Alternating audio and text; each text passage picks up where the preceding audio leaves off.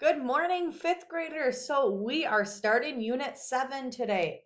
So with Unit 7, we are going to start looking at expressions versus equations. So I want you to think in your head right now, what do you think an expression is and what do you think an equation is? So let's look at an expression first. It tells us right here, an expression has no equal signs.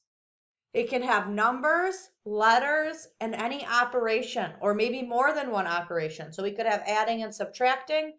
We could have dividing and multiplying, whatever it might be. We could have all four in there.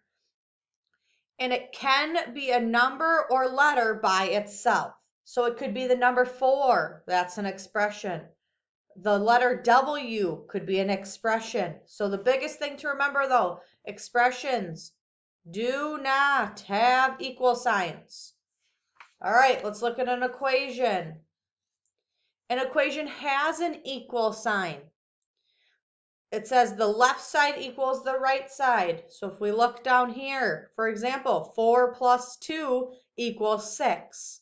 4 plus 2 and the 6 are equal to each other. And there's two expressions within one equation. Here is one expression, and here is one expression, okay? So look at this, see that, understand that. An equation versus an expression, the biggest thing to remember, you should say in your head right now, remember when I repeat things, that's pretty important. Expressions have no equal signs, and equations have an equal sign.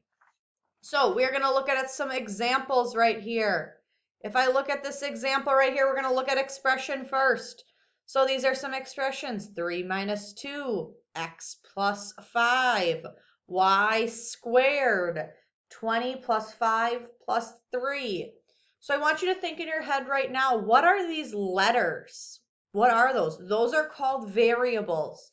So variables can represent any single number that they want to. So if in this equation x equaled 4, then it would be 4 plus 5.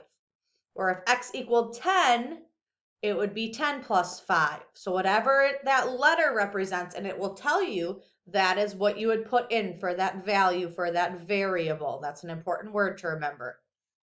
Now let's look at some equations. So we have 6 plus 8 equals 14. Those are equal to each other. K minus 2 equals 7. In this case, we would know to make these equal, our K would have to be 9.